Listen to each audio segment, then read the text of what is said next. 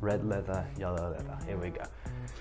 Work with the parents, see what they're expecting, explain to them. I recommend that we have at least one session a week after your first session, or if the student's really struggling, you could perhaps even suggest more than one meeting. For example, some of my students, I do like one maths and one English, depending on what they're hoping to work on. So yeah, it's really just talking with the parents, recommending what you think would really benefit the student, and then yeah, going from there.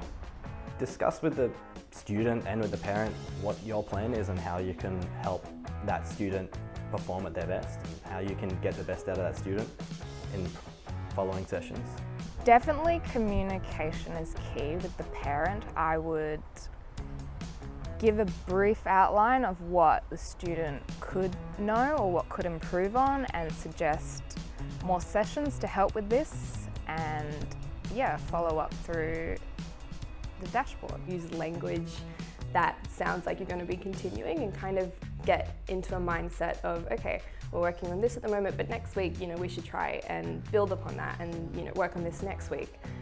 Or, in 5 weeks from now, let's try and have an essay finished or something. So a personal relationship is probably the key thing. Also making sure that you get on well with their parents, so having a conversation with their parents at the end to kind of, build that rapport with the whole family, not just with the student. That way both the parent and the student actually want you back, and therefore you can kind of guarantee more future sessions. talk about goals in the future to show a sense of progress. And then when you talk to the parent afterwards as well, I always take a couple, 5 minutes afterwards, just to chat to the parent and let them know how it went, and then just say, I think this is what went really well. I think this is like an area we can work on, and I think in the next 3 or 4 weeks we'll be able to have kind of like this goal achieved. Alchemy has a feedback checklist that you have to complete after every session.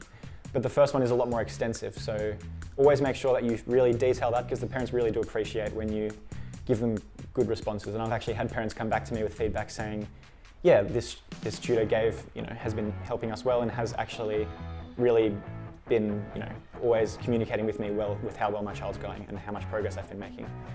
So parents really do appreciate it.